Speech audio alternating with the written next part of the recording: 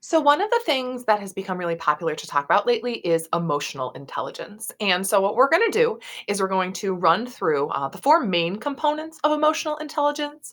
And then you're going to have an opportunity to do some self reflection and think about what your emotional intelligence, or EQ, as some people call it, as opposed to IQ, is.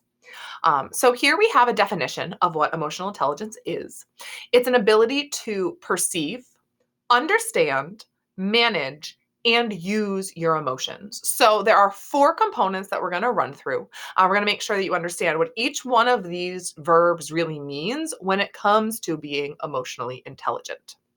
So the four components of emotional intelligence, as I said, which sometimes is called EQ as opposed to IQ, are: first, the ability to perceive emotion.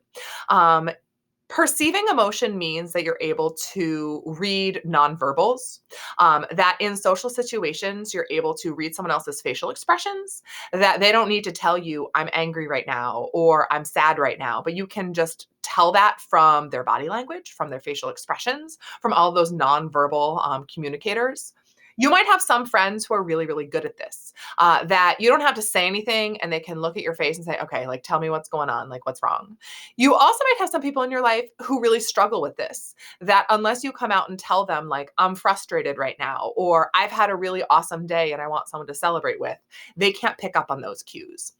So the ability to perceive emotion means you can, in a social situation, figure out what someone else is feeling generally without them having to articulate it. The ability to understand emotion. Um, Understanding emotion means you understand the link between what someone is feeling and then what someone is likely to do. Emotions oftentimes predict behavior. And so knowing that someone is sad is different than knowing that someone is angry, because those two emotions predict different types of behaviors.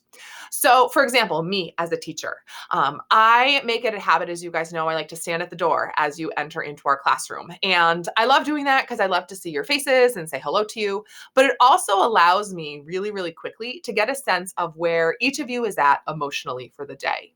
And if I get a sense as you're entering the room that you're maybe having like a really rough day, I understand that when you're feeling stressed or anxious, you also probably aren't going to be the most participatory in class. And so I might make sure that I don't like call on you within the first like 10 or 15 minutes. Or understand that like you might be a little bit standoffish if we're having like a class conversation, and I give you a little bit more grace on those days. So understanding emotion in a workplace would mean that you're kind of keeping tabs on how your colleagues and how your bosses are feeling, and you're understanding that the work that they are going to put forth is going to depend on their emotional state. Same thing for your family right now. A lot of you guys are spending a lot of time with family, which is such a blessing. But it can also be a curse if you don't really pay attention to the emotional cues and understand that if you have a parent who has had a really long and frustrating day, they might respond differently than someone who's had like a really amazing day. Third, managing emotions. This involves a lot of self regulation. That in order to be emotionally intelligent, you need to have a handle on your own emotions.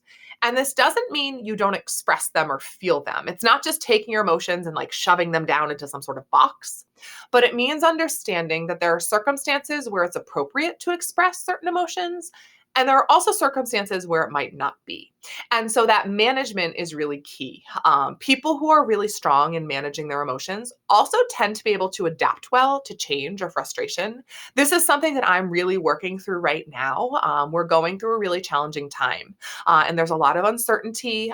There's a lot of change in my normal routine. And so I'm working really hard on understanding what my emotions are and what types of behaviors they might predict, and then trying to manage that and trying to make sure that I don't spend too much time feeling like down in the dumps or feeling really anxious, and instead trying to cope with those emotions. Um, an example of someone who's really bad at this would even be babies are horrible at managing their emotions. That's why babies have like meltdowns in the middle of a supermarket, or toddlers. You hear of like the terrible twos. It's because they're still learning this skill and they don't understand that there are different circumstances that call for different emotions.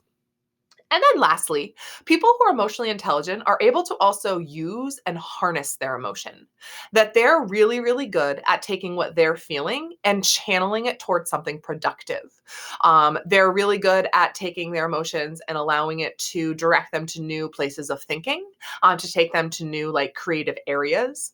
And then they also tend to be really good at harnessing the emotions of the people that they work with. So managers who are able to do this well are able to, yes, get a read on where their employers are at, but then they're also able to take that and say, okay, how can I take the emotional vibe of my team and then use it to drive success for us?